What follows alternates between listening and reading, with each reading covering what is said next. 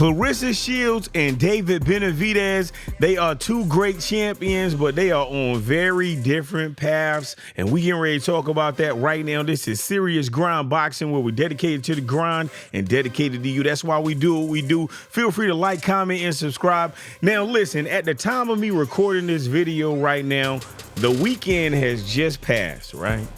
And I just saw two undefeated champions remind the entire world on why they are great and why they should be on top. You understand what I'm saying? I'm talking about David Benavidez, 28 years old. He just secured a dominant win, and he just proved why he is climbing this mountain of boxing. And Claressa Shields, who is 29 years old, and she just made history again, and she has no real challengers left in any division. You got what I'm saying? So it makes me think in my mind, is she on borrowed time? You feel what I'm saying? I'm talking two elite fighters, two dominant performances, but while Benavidez's future is filled with so many different opportunities, man, Claressa Shields, she have a different type of challenge right now, or basically like a lack of a challenge. You got what I'm saying? And I got to break this down, you got what I'm saying? Because I don't really think nobody else is talking about it. You got what I'm saying? You know what? Man, right now as I'm talking about Claressa Shields and David Benavidez, I am thinking about David Benavidez landing some ferocious body shots on David Morrell, and I'm just thinking about 10 seconds from the final round, Claressa Shields drops Danielle Perkins, and it was just so awesome.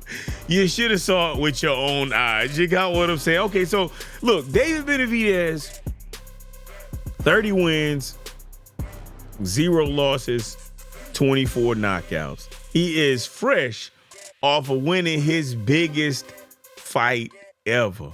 He beat a dangerous David Morrell in a fight that, when I say it boosted David Benavidez's stock, and I would argue that it boosted David Morrell's stock as well, because he showed everybody that he is really a problem. He didn't beat Benavidez, but he is a problem. You understand what I'm saying? Now, he has so many different paths that he could go on. You know, he could fight Artur Beterbiev. He could fight Dimitri Bivol, because, you know, they get ready to fight. He could fight Canelo Alvarez.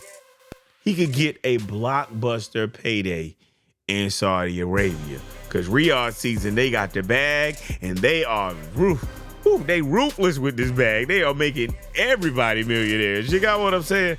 Turkey Al Sheikh, holla at me for Serious Grind Boxing. Okay, so now you got Claressa Shields. She's 16-0, right? 3 knockouts. She just dominated Danielle Perkins. You know, now Danielle Perkins is a natural heavyweight. Very, very. She was so tall. She was so big. Oh, man, it was crazy. Now, when Claressa Shields won, she called out like 3 different people, right? But what I noticed about one of those people was Hannah Gabriels. But Claressa Shields, she called out 3 different people. I think it was Hannah Gabriels, Franchon Cruz, and Savannah Marshall. I think those were the 3 people that she called out. And my memory ain't as great as it used to be, but that's the 3 people that I think she called out, right? But now the problem here is that she already beat all of the 3 people that she just called out. You got what I'm saying? And guess what?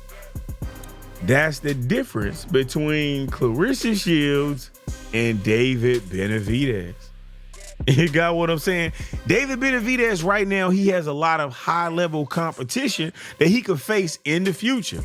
But Claressa Shields, she done smashed everybody, and it's almost as if there is no one left to fight. because the pool of women has always been smaller than the pool of men. You got what I'm saying? And when I think about David Benavidez, look, when I compare Claressa Shields and David Benavidez, it seems as if David Benavidez is on the brink. He's on the verge of being, the face of boxing. He's on the verge of superstardom in boxing. And it seems like Claressa Shields, she's at the top of the mountain and she don't have nowhere else to climb. So it's like she get ready to start declining. That's what it seemed like. You got what I'm saying? Because Benavidez, he not just winning. He is basically positioning himself to be one of the biggest names in the sport of boxing. So if Canelo can finally stop avoiding him, I'm not going to say Canelo is ducking him, even though I kind of want to say that, but kind of avoiding him right now for kind of fishing for other paydays. You know what I'm saying? I'm telling you, if Canelo faced Benavidez, I know that's going to sell at least 1.5 million pay-per-views. I know it. Maybe even 2. Who knows? You know what I'm saying? But if David Benavidez, if he faced Benavidez, because Artur Benavidez and Dimitri Bivol, they get ready to fight. If he faced that winner, then he could become the lineal champion at 175. You know what I'm saying? So if any of those fights happen, I'm telling you, Turkey Al-Sheikh is going to punch their pockets. I'm telling you, he going to put a rocket to their pocket. Their pocket is going to take off. You got what I'm saying? So realistically, David Benavidez does not need Canelo Alvarez to be great.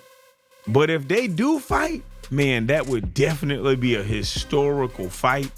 You know what I'm saying? Meanwhile, Claressa Shields, she's facing some different challenges. You know what I'm saying? And the biggest challenge that I'm gonna say is the lack of competition. He's already been undisputed in 3 weight classes. He's already beaten every legitimate contender. Even at heavyweight, there's no one that's on her level. You got what I'm saying? She had to move up in weight just to find someone to fight.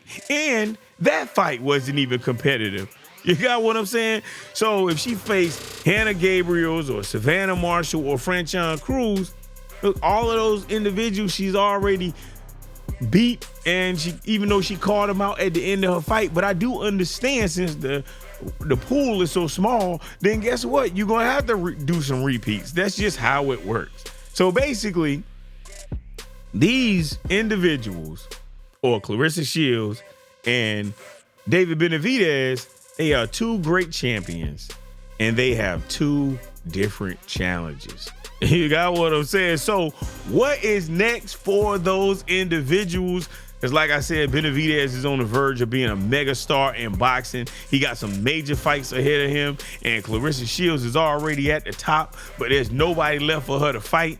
And if she's forced, I wonder if she's going to have to, because she's already fought MMA, so she's probably going to have to, do a MMA detour just to stay active in fighting. You got what I'm saying? And that's the difference between chasing greatness and already being there. Because Claressa Shields is already there, and David Benavidez is chasing it. You got what I'm saying? But hey, I got a question. What do you think? Do you think that David Benavidez is going to be the next face of boxing?